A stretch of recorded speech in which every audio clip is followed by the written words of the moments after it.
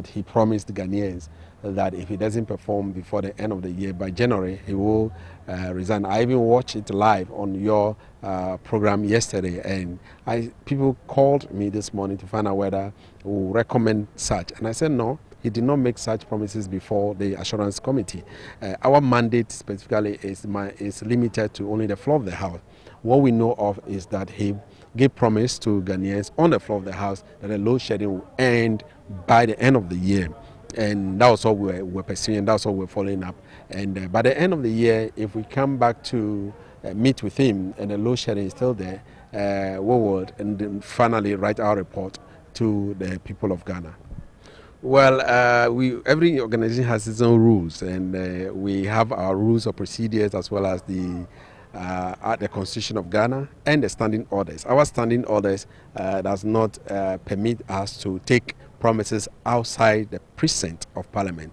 The rules that we have drawn for ourselves is that any promise that is made either on the floor of the House or before a committee of Parliament, Ghanaians will not be happy because but Ghanaians should also understand that every organization or institution has their own rules and procedures that we work with.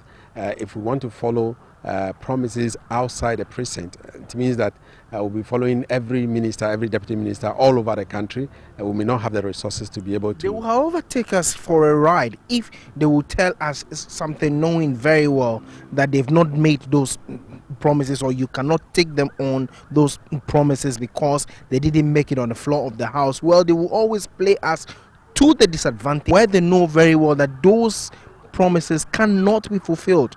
And when you call them, you will pat them at the back and say that because they've not made them on the floor of the House, then they have a lean way to go through. That is why Ghanaians have to take them on. Mention that if he doesn't fulfill his promise of curtailing power, or make sure that the power power outages will end by the end of the year, he will resign by the 1st of January. I hate him.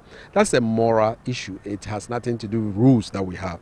Now it is left the Ghanaians to take him on. For us, we go by the rule.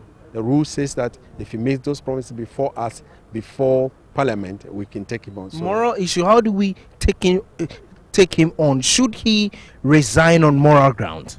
Well, that is what I'm saying, that yes, indeed, he has made that promise before the public, not before Parliament, and therefore it is left with him. If he has been able to sufficiently done well to make sure that the power outage has stopped, fine. If he's not able to do anything at all, he's not able to do it, then that is where morally he can say, yes, indeed, I failed.